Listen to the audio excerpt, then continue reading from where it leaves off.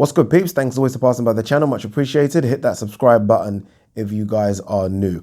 I did a video, I think it was last week. I can't remember the exact date, but I did a video talking about Nigel Benn's return to the ring, which I still think's some sort of fucking joke, if I'm honest with you, but it's going to happen, people. It's going to happen. In that video, I mentioned a few names that they're looking at as possible opponents. So I mentioned Roy Jones Jr., all crazy names, by the way, Bernard Hopkins, Steve Collins, Chris Eubanks Sr., Carl Froch, which is fucking crazy, and Joe Calzaghe. We're now led to believe, a few days removed, that Nigel Benn is going to fight SAKIO Bika, former WBC super middleweight champion. My first thoughts, not just on SAKIO Bika, but on the whole thing, now I've had time to kind of digest it a bit more, is what the fuck is going on? Like, seriously, what is going on, right? I mean, I did a video yesterday, which a lot of you seem to have liked, thank you very much, about fighter safety. And I mentioned specifically in that video that you must or should just remove the conversation about fighter safety when it comes to boxing. And this is a great example of why. Why is Nigel Benn, who, by the way, is my favorite fighter of all time. You're going to be hard-pressed to find a bigger Nigel Benn fan than me. But why is Nigel Benn, at 55 years of age, wanting to have a fucking fight again? Right? Why? Why? And aside from why, because I actually understand why, which is a bit silly, but I do understand why they want to get in the ring again. How is it even allowed, right? It should be almost stopped before it even gets to a conversation, let alone get into a stage where the fight is soon to be made, right? There's talking about press conferences in the next couple of weeks. How is a 55-year-old allowed to get in the ring again and throw hands? How? They're talking about the British Boxing Board of Control not licensing him. Thank God, makes sense. But that he might be able to get, I think I read, an Irish boxing license. I mean, this is where, you know, boxing is just one fucked up sport that we love. How on earth, A, how are they giving him a license?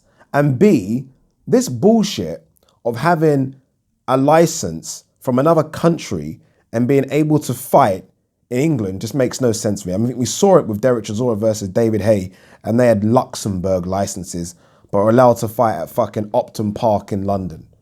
Makes no sense. This guy hasn't fought since 1996. Hasn't fought since 23 years ago.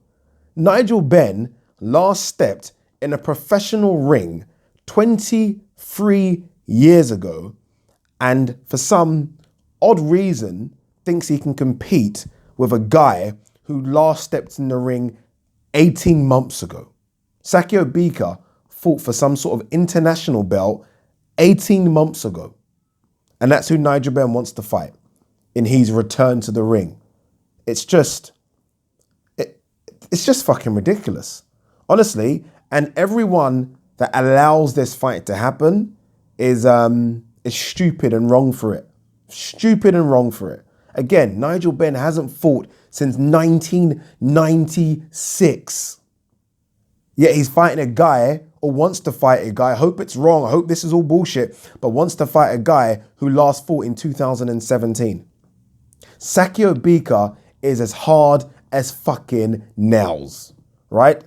Hard as nails. I mean, if there was a kind of super middleweight, and this fight's going to be at light heavyweight, by the way, but if there was a light heavyweight version of a Paulie Malignaggi, I'd be furious, but I'd be more like, oh, fuck, he's going to do it, let him do it, right? Because Paulie's not a puncher. SAKIO Bika is as hard as nails.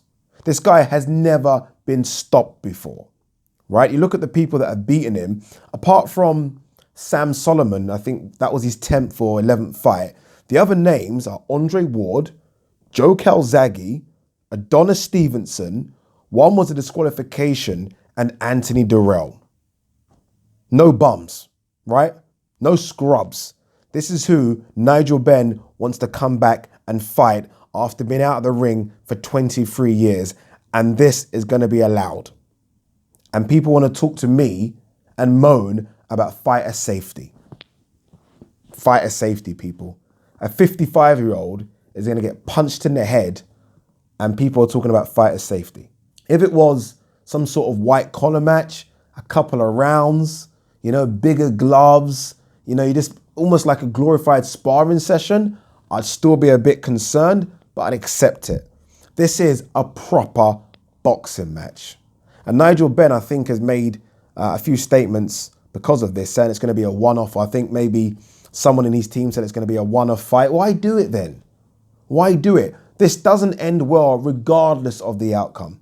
Regardless. Even if Nigel Benn lands one clean one and SAKIO Bika comes down, you think Nigel Benn's going to say, you know what, let's not do it again.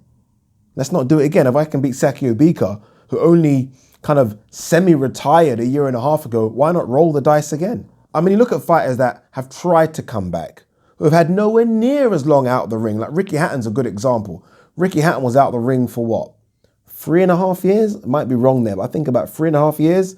Tried to come back against, was it Senchenko? Is that the guy's name? Former champion, but let's be honest, a very mid-tier fighter. Ricky Hatton realized that you can't be out the ring that long. You can't. Ricky Hatton was, again, a lot younger than Nigel Benn. Granted, he might not live the kind of life that Nigel Benn lives, but that's only 3 years out of the ring. He got found wanting. And Nigel Benn wants to think he can come back after 23 fucking years and fight a live guy in SAKIO Bika. Live. Full on live. SAKIO Bika is 40.